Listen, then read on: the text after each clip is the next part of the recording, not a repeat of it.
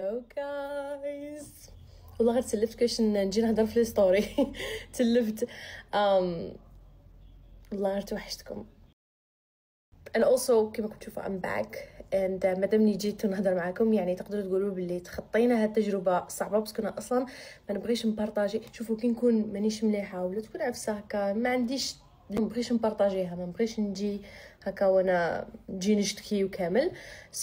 شوف راح نكون صريحه معاكم، راكم ديجا تعرفوني باش نوصل لكم الرساله هذه من اعماق قلبي. شتي كي تحبي الزوج تاعك بزاف ويكون هو تقريبا كل شيء في حياتك، ويكون عندك هذاك التعلق وين يكون واحد السوسه هكا، واحد الخوف دائما في راسك باللي ولو كان يجي نهار وتخسريه.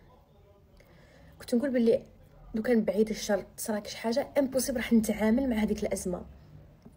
كنت كل ما تجيني الفكره نبعدها على راسي، نشوف بلي انا امبوسيبل نتعامل معاها، مملو كنت صراحه ما نقدرش، ما باش واش يصرا فيا.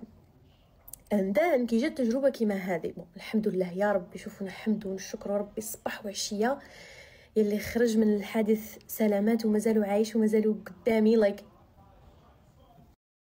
بعد كي جات التجربه المؤلمه هذه من بين التجارب اللي نخاف منهم، لقيت روحي باللي قدرت نورمال نتعامل مع الوضع بكل ثبات، بكل قوة، بكل قبول، بكل صبر. تقبلت عادي الموضوع وتعاملت معاه، وش لازم لي ندير جامي ايماجينيت بلي راح تكون عندي القوة كيما هاك.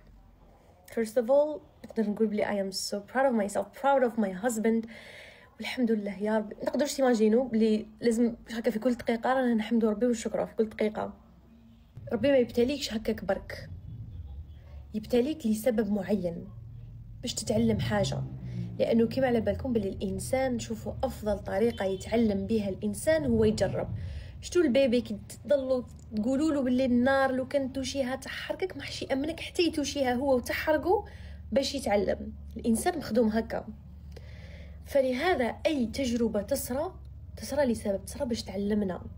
وكاين كل ما تصرى لك تجربة صعبة عندك خيارين: يا إما تعيش تحت الصدمة تاعها، تصدم منها وتترك كل شيء، لا تواجهها وتتأقلم وتتقبل التجربة وتفهم باللي هذا التجربة لو كانت تواجهها وما تخيرش الخيار تاع الانسحاب، هي اللي راح تطورك وراح توصلك نقطة أفضل بكثير من اللي راك فيها.